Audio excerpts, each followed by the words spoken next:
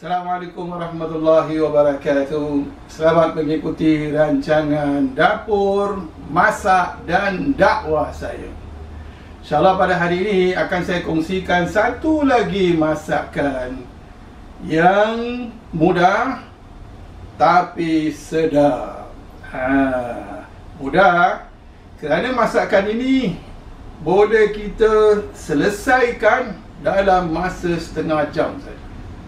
Itu pun kalau kita tak terhege-hege lah. Kalau tak terhege-hege, kadang-kadang masakan yang mudah boleh sampai 4 jam. Ya? Masak sikit, tengok cek handphone sikit, masak sikit, pergi mencece dengan orang lain. Memang macam itulah sampai besok subuh pun memang takkan dapat selesai. So kalau betul-betul kita fokus dalam masakan kita, dalam masa setengah jam boleh kau tim saya lebar. Boleh settle. Jadi masakan yang ingin saya kongsikan pada hari ini adalah masakan yang agak, boleh katakan agak grand, iaitu masakan fish head curry ataupun kepala ikan masak kari, atau kari masak kepala ikan. Tak apa-apalah, yang penting boleh faham sudah.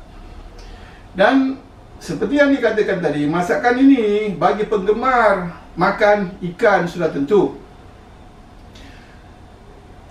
Dan kalau kita makan dekat restoran-restoran, sebelah saja harga dia boleh sampai $30. Ini kalau kita masak sendiri satu kepala ikan, berarti dua bahagian, sepatu tu dibelah satu dibelah dua bahagian.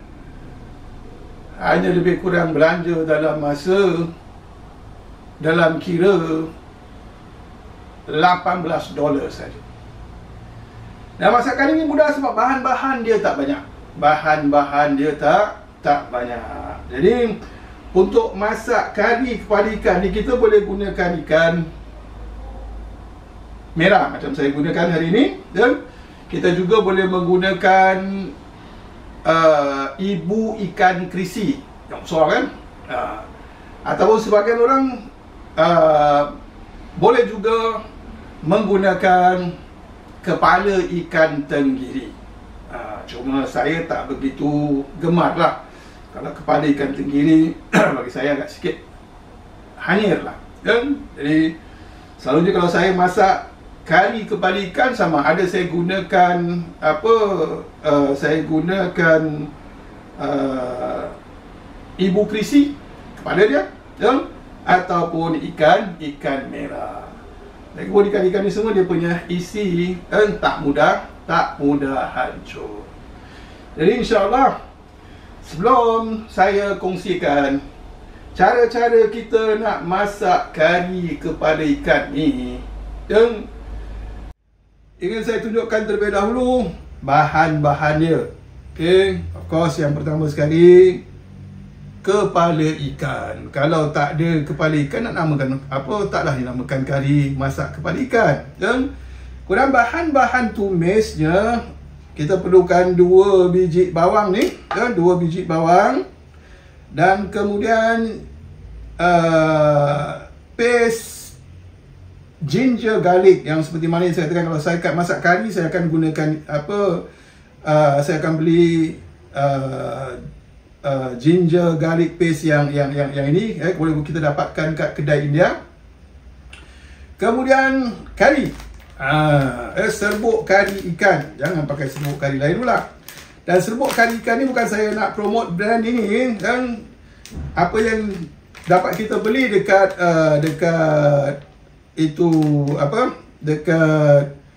supermarket. Kalau yang suka pedas, cari paket yang merah. Okay, ada ikan, ada gambar ikan, ada gambar udang, cari paket yang merah, itu pedas. Bagi yang tak suka tak begitu gemar pedas sangat, dan kita beli yang paket kuning macam ni. Okay. Dan kemudian kita perlukan ini. Kalau tak ada ini, taklah dinamakan sebagai kari ikan, iaitu daun kari, dan sedikit biji sawi, dan kemudian asam, dan okey, ini optional. Okay. Ada yang langsung tak pakai santan, tak pakai susu. Ada yang pakai santan, tak pakai susu. Ada yang pakai susu, tak pakai santan. Jadi kita tengok mana yang kita suka lah. Kalau saya suka pakai susu. Jadi kari yang kita masak tu lebih bertahan lama lah. Ya, sebab kita tahu santan kadang-kadang cepat basi. Itu sebabnya saya pilih untuk menggunakan susu dalam lebih kurang setengah tin. Ya, susu cair ni bukan susu pekat. Susu pekat dah jadi lain. Ya? Susu cair. Kan? Jadi insya-Allah sebelum kita tunjukkan cara-cara memasak kari kepala ikan ini, sukalah saya gunakan kesempatan ini untuk share sedikit tentang perbezaan antara zakat, sedekah dan juga hadiah. Perbezaan antara zakat, sedekah dan juga hadiah. Ini merupakan perkongsian lanjutan daripada apa yang telah saya sampaikan dalam posting memasak sambal goreng yang lalu. Ada dibicarakan tentang nafkah, tentang nafkah. Nah, bercakap tentang pemberian, berarti kita keluarkan, kita berikan daripada harta kita, pemberian. Dia ada pemberian yang wajib, dia ada pemberian yang sunat, dan dia ada pemberian yang haram. Yang mana wajib, yang mana sunat, yang mana haram, ini perlu kita tahu. Kalau tidak, nanti bila mana kita keluarkan harta kita yang seharusnya sedekah, kita ingatkan zakat. Yang seharusnya zakat, kita ingatkan sedekah. Kerana masing-masing, baik zakat, baik sedekah, baik hadiah, itu ada dia punya syarat dan rukun. Kalau tak ditepati, maka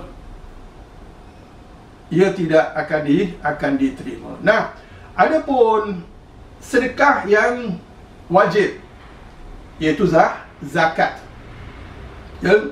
Sedekah yang wajib iaitu zakat. Namun zakat tak boleh kita suka-suka bagi ikut siapa yang kita suka, tak boleh. Zakat ada golongan-golongan yang telah ditetapkan. Kalau kita beri kepada selain golongan itu, maka zakat kita tak sah. Okay? Zakat perlu diberikan kepada 8 golongan yang ditetapkan oleh Allah di dalam kitabnya.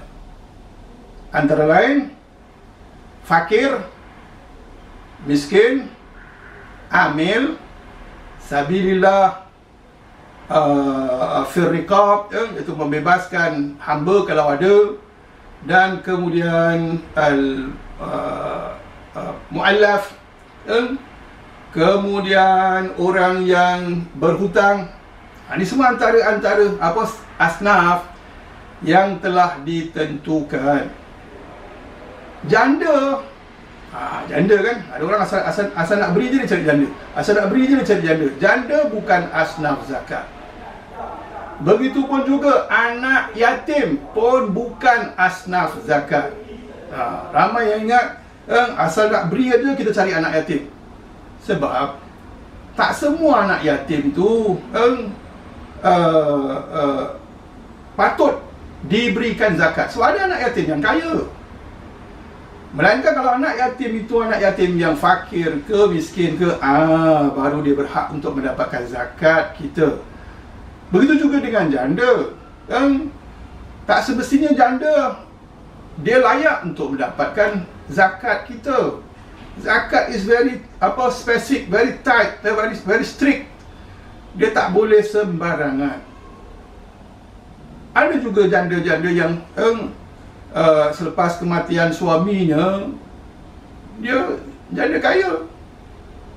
Takkan kita nak berikan zakat kita kepada yang seperti itu. Dan itu tentang zakat. Dan kemudian seperti mana yang dikatakan tadi, itu dinamakan sedekah wajib.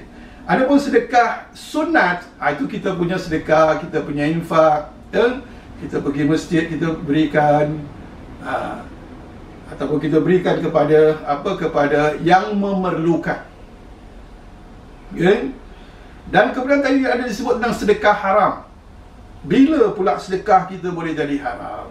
Sedekah menjadi haram bila mana kita berikan kepada untuk kegunaan agama lain, untuk perbelanjaan agama lain. Itu tak boleh. Kita boleh memberi sedekah kita, sedekah yang dikatakan tadi sedekah sunat, kepada orang yang bukan Islam pun, untuk keperluan dia, untuk makan, minum, pakai dia, boleh saja kita berikan kepada orang bukan Islam. Tapi untuk kegunaan keagamaan dia, itu kita tak boleh keluarkan, belanjakan untuknya. Sebab itu sama juga dengan menyokong, membantu kepada perkara-perkara yang kufur. Dan kemudian ini apa tadi? Hadiah.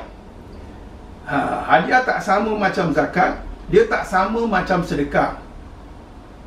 Kalau kita kata kita nak keluarkan sedekah, sedekah hanya yang memerlukan saja yang berhak untuk menerima sedekah kita.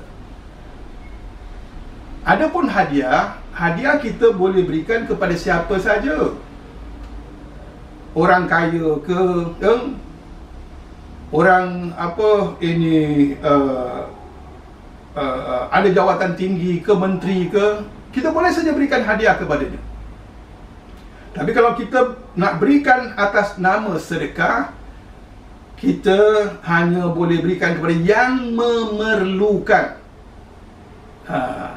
Bila mana kita nak beri, jangan beri ikut perasaan. Kadang-kadang kita beri kepada orang, kita ingatkan sedekah, kita nak sedekah pada dia, padahal dia tak perlukan pun.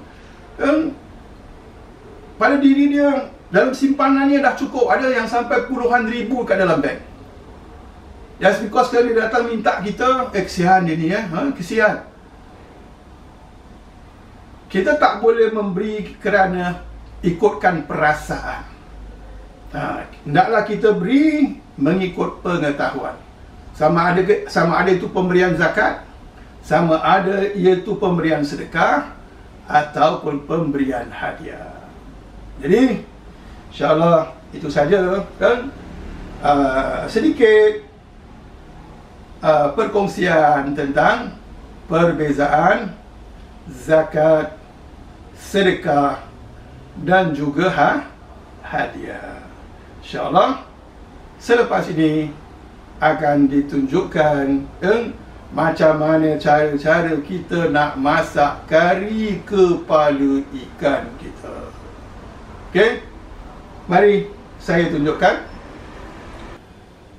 Baik, insyaAllah akan ditunjukkan macam mana cara kita nak masak kari kepala ikan kita. Seperti mana yang saya katakan tadi, ia merupakan masakan yang mudah, agar kita tak takut, agar kita tak merasa malas bila mana nak masak masakan ini. Ia memang mudah, asalkan kita ikut dia punya peraturan, caranya, dilakukan dengan cara yang betul. InsyaAllah masakan kita akan jadi dan pasti sedap. Dan lebih lagi kalau setiap kali kita masak, kita mulakan dengan Bismillahirrahmanirrahim, ataupun paling tidak Bismillah. Okay? Kita panaskan kuali saya ni dulu, InsyaAllah. Kemudian kita masukkan minyak. Masakan kari kepala ikan ni, dia ada dua versi sebenarnya. Dia ada dua versi atau dua version. Satu yang mana rempahnya ditumis, Yang satu lagi, rempahnya tak ditumis. Yang selalunya yang kita makan dekat kedai-kedai mamak, kari kepala ikan mereka atau ada beberapa kari yang lain mereka tak menumis pun rempahnya. Itu sebab kadang-kadang kita makan, kita rasa macam apa? Macam mentah gitu. Yang bagus kalau kita nak masak, kita tumis sekejap. Saya kata sekejap ni sekejap, kan? Kalau lambat nanti kita punya rempah akan ini hangus. Sebelum kita nak buat bersih rempah yang kita tumis, kita mesti sediakan air terlebih dahulu. Sebabnya, pertama sekali bila mana minyak dah panas, kita masukkan bawang kita dulu. Bismillahirrahmanirrahim. Kita tumis bawang kita dahulu. Dan rasa bawang tu meresap ke minyak kita. Minyak untuk masak kari ni, minyak biar lebih sikit tak apa. Kalau kita rasa terlalu berminyak, kita boleh keluarkan.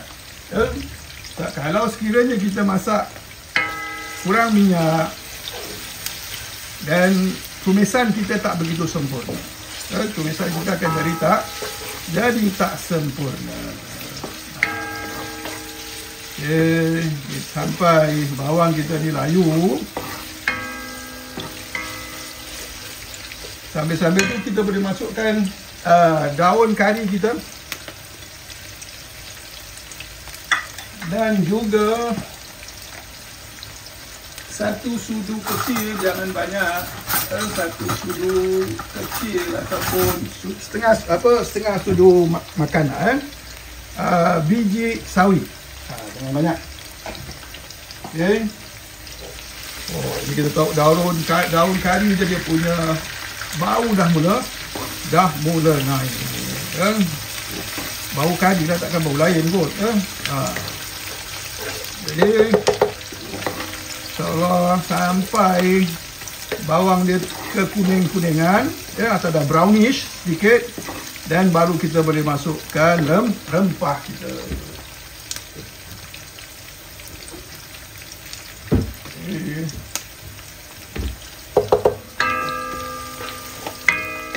Rempah jangan terlalu sedikit. Jangan kedekut masukkan rempah. Rempah kalau dah masak satu kepala ikan macam ni, paling tidak kita letak setengah paket.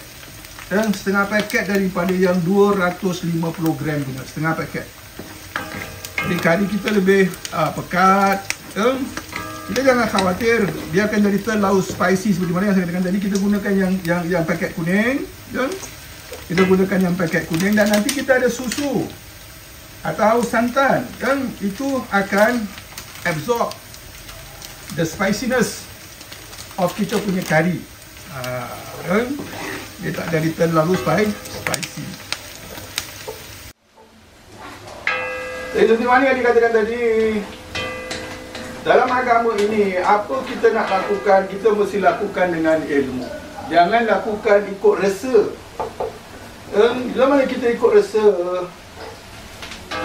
nanti akan jadi lain, amalan kita tak diterima. Kalau kita nak keluarkan zakat, kita mesti tahu syarat rukun zakat dan siapa yang berhak untuk menerima zakat kita. Kalau kita nak sedekah, memang sedekah hanya diberikan kepada yang memerlukan. Dengan sedekah akan menyebabkan kita mendapatkan pahala sampai 700 kali lipat, 700%. Bank mana pun takkan dapat kasih kita lah. Itu tapi kalau kita sedekah, seperti mana yang dikatakan tadi, sedekah diberikan kepada yang memerlukan. Kalau kita berikan kepada yang tak memerlukan, dan dia menjadi hadiah. Hadiah satu pahala saja. Okay? So bila mana bawang kita dah kuning ni, kita masukkan setengah paket. Paket setengah. Okay. setengah paket, dan kemudian kita tumis sekejap saja, jangan terlalu lama. Sebab kalau nanti dia punya rempah dah hangus, dia jadi pahit, dia jadi tak sedap. Once tumis sedikit, dah tumis sedikit, okey, kita dah nampak dia macam dah agak gelap-gelap sikit, dan dah boleh taruh air. Once kita dah taruh air yang pertama, air kita kena agak-agak lah. Kita nak kari kita macam mana? Kari yang pekat sekali, ataupun kita nak kari kita cair, jadi kita yang agak-agak. Okey, ini masukkan air yang pertama bagi saya. Nanti akan diletakkan sedikit lagi, dan kita dah boleh masukkan kita punya ginger garlic paste, bawang putih dengan halia kita. Ini nak mesti ada, masak kari mesti ada, mesti ada ginger garlic. Okey, kita tengok kari kita pun dah jadi agak pekat. Nanti kita akan tambah air sedikit. Okey. Kemudian kita air asam.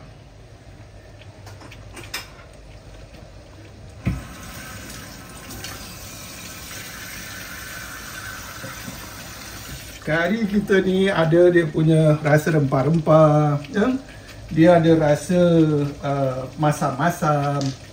Kalau kari ikan memang ada rasa masam. Kari ikan kita harus meletakkan air asam. Kalau macam kari-kari lain tak gunakan asam, tapi gunakan limau, gunakan lemon, limau. Ini untuk kari ikan, dia mesti ada rasa masam-masam sikit. Tapi jangan masak kari taruh gula lah, Kak. Allah, kakak ni semua nak gasakkan gula. Kari dia tak ada diletakkan gula. Dan gula dah, kalau dah masukkan gula dah bukan kari. Kalau kita masukkan gula, dia tak lagi dinamakan kari, tapi dinamakan gulai lah. Atau melainkan kita mungkin orang Kelantan ke apa, orang Kelantan masakannya kan manis-manis, atau orang Jawa, semua nak manis. Jadi seperti mana yang dikatakan tadi, kalau kari, kalau boleh jangan taruh gula. InsyaAllah yang kita makan kari-kari kat kedai India semua tak ada gula. Tak ada gula. Jadi nampak kari ada sikit pekat. Sebab nanti kita taruh ikan kita nak tunggukan dia masak, nak tunggukan dia masak. Jadi kari kita pun akan jadi bertambah pekat. Jadi insya-Allah ni kita biar bila mana dah mendidih, kita dah boleh masukkan kita punya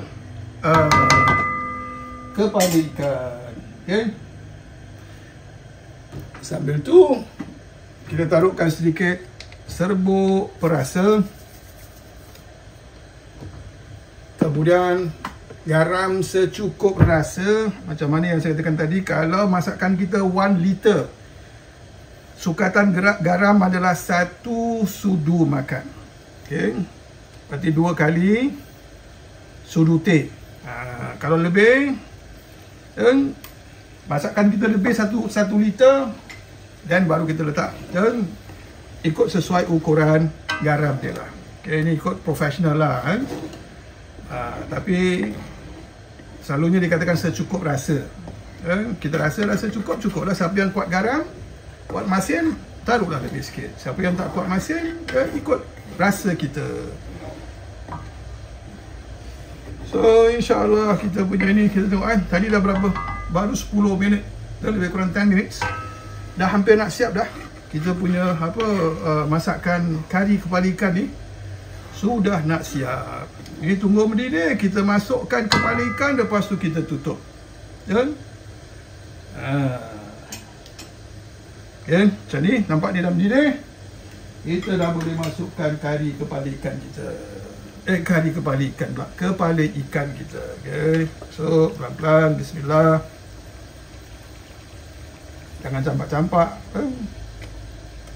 sampai muka kita semua terkena. Hati-hatilah bila masak kan, jangan sembrono. Ngomong Jawa. Okey, tutup sekejap.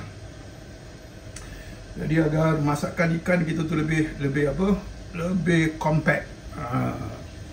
InsyaAllah.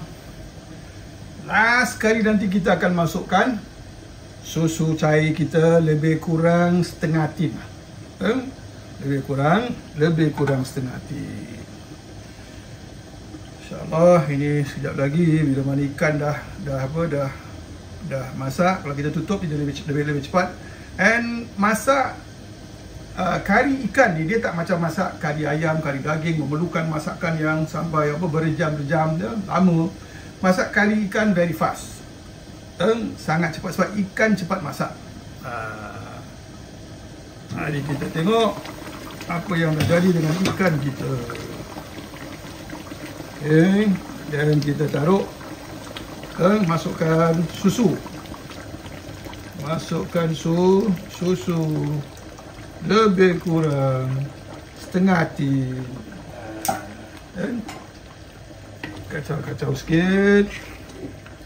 Kacau sedikit dan kita tengok kari kita, Masya Allah. Dan mesti masakan mesti nak rasa. Dan rasa kita tahu cukup ke tak cukup bahan-bahan kita. Kalau mana-mana tak cukup kita tambah. InsyaAllah, bismillahirrahmanirrahim. Saya nak rasa masakan kari kebalikan yang telah saya masak ni. Bismillah. Oh, Masya Allah. Ini bukan main-main. Ada pedas dia, ada masam dia, ada rasa bawang dia, bawang merah, ada bawang putih, ada rasa daun kari dia, ada rasa masam dia, semua cukup. Alhamdulillah. Okey, jadi InsyaAllah saya nak tunjukkan kepada anda macam mana bentuk kari kita ni. Dan kalau dah ini dah mendidih, kita dah boleh kecilkan api. Ini kita tengok, tak terlalu cair, tak terlalu pekat, just nice. Just nice. Kari kita just nice. InsyaAllah. Jadi begitulah. Seperti yang saya katakan tadi, especially bagi yang takut nak masak, tak tahu masak, atau para suami yang ingin menceburi bila masak, maklumlah mungkin dah pencen ke apa, duduk rumah kan, jadi manusia tak guna pun buat apa. Macam orang kata dah jadi macam kain buruk. Tak maulah kita jadi orang tua yang macam kain buruk kan. At least do something kan, agar minda kita sentiasa boleh bergerak kan, tak cepat nyanyuk, agar kita, badan kita pun tak terlalu cepat lemah.